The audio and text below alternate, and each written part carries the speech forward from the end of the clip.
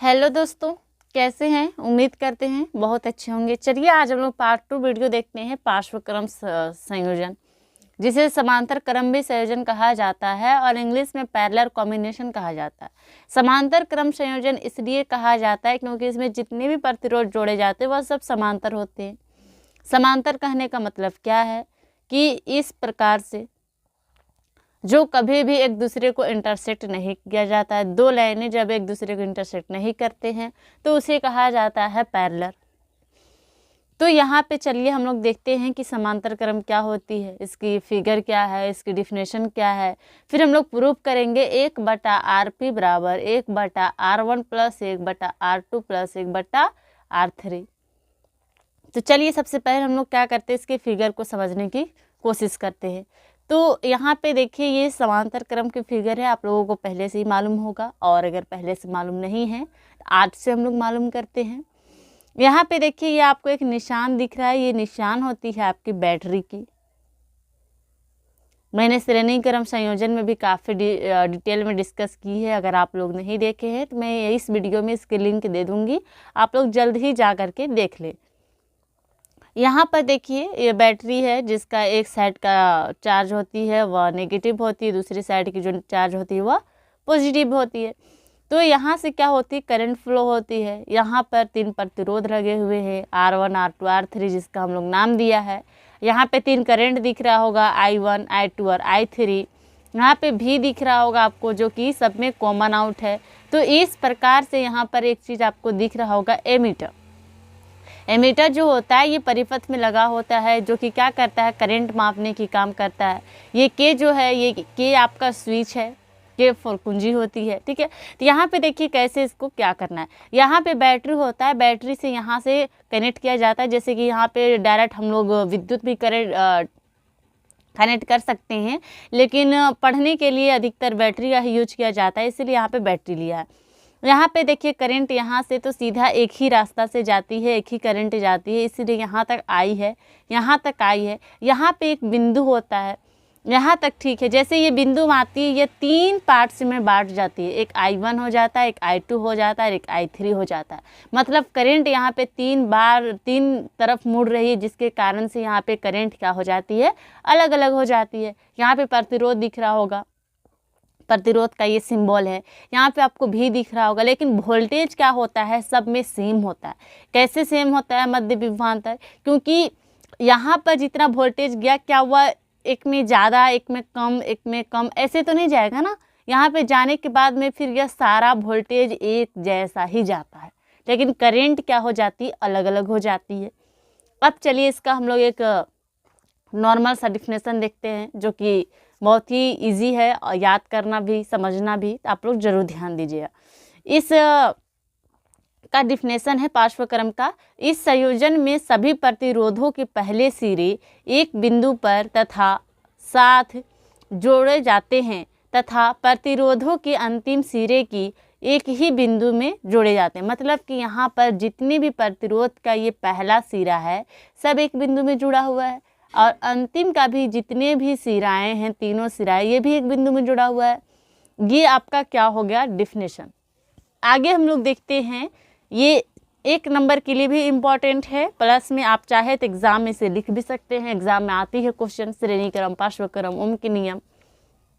तो यहाँ पे क्या होते हैं, सभी प्रतिरोधों में प्रवाहित विद्युत धारा भिन्न होती है। मतलब कि यहाँ पे 3 प्रतिरोध हम लोगों ने लेके चला है, तीनों प्रतिरोध में जो करंट फ्लो होती है वह क्या होती है, अलग अलग होती है, जिसका नाम हम लोगों ने I1, I2 और I3 दिया है।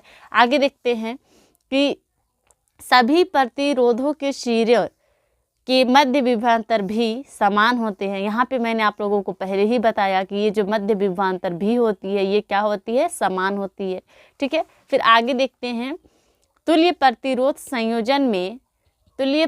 संयोजन में जुड़े प्रतिरोधों के मान से अधिक होती है, ठीक है।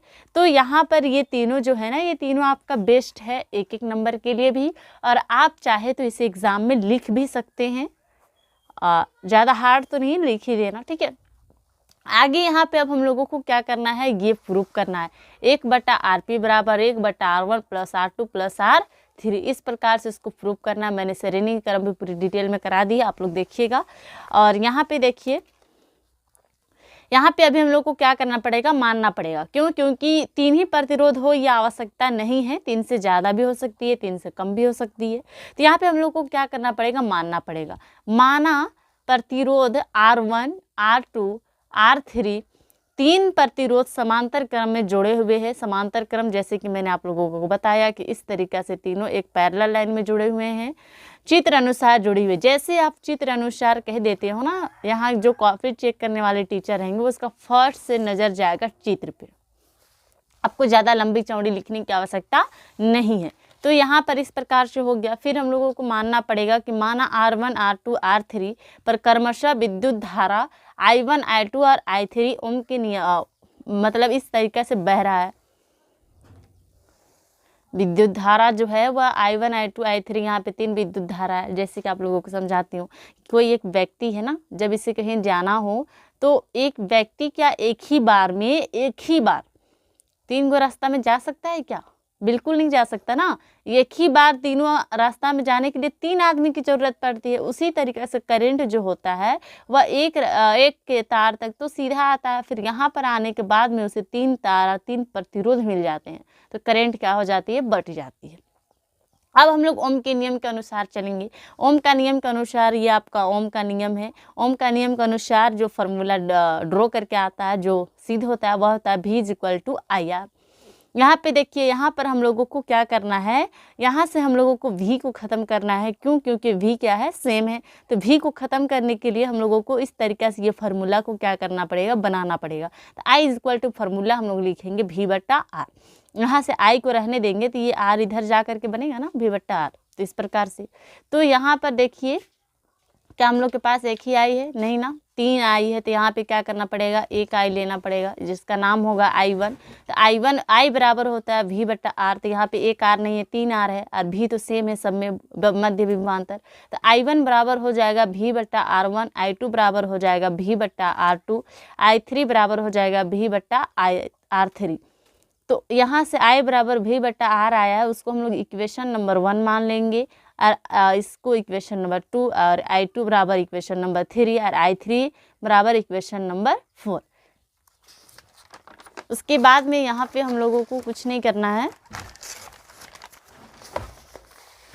यहाँ पे सिर्फ क्या करना है, जैसे कि उधर हम लोगों का फॉर्मूला आया था I बराबर V/R।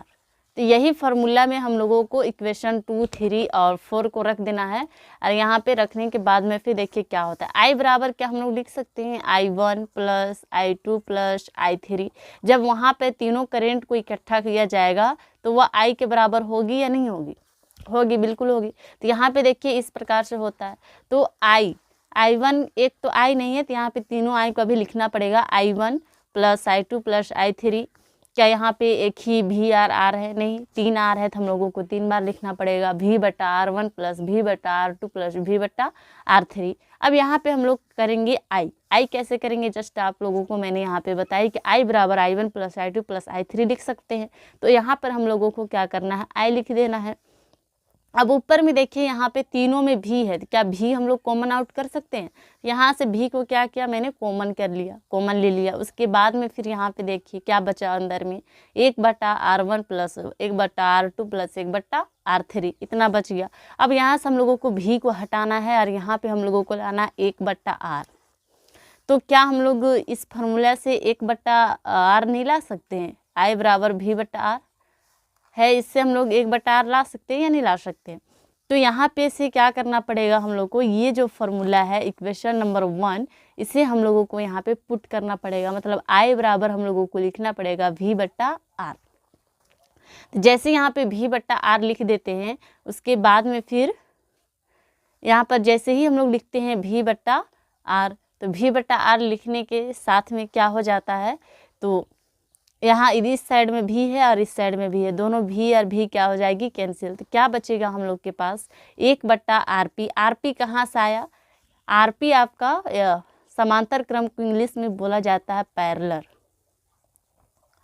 पैरेलल कॉम्बिनेशन बोला जाता है, जिस कारण से P जो फर्स्ट लेटर होता है इसको यहाँ पे पहचान के लिए RP लिया जाता है।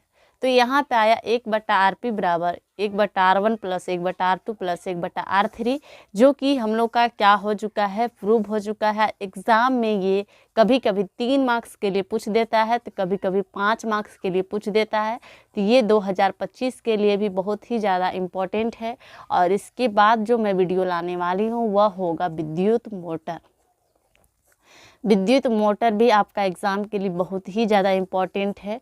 तो आज के लिए इतना ही, और मेरे चैनल पे जो भी नए हैं वो लोग चैनल को सब्सक्राइब कीजिएगा और अपने दोस्तों के पास जल्द ही शेयर कीजिएगा, ताकि वो लोग के पास ये वीडियो पहुंच पाए। और आप लोग का एग्ज़ाम ज़्यादा दिन नहीं है, अब नवंबर बीतने ही वाली है, दिसंबर जनवरी फरवरी में एग्ज़ाम ही है। तो आप लोग पढ़ाई पे फोकस कीजिए, ठीक है।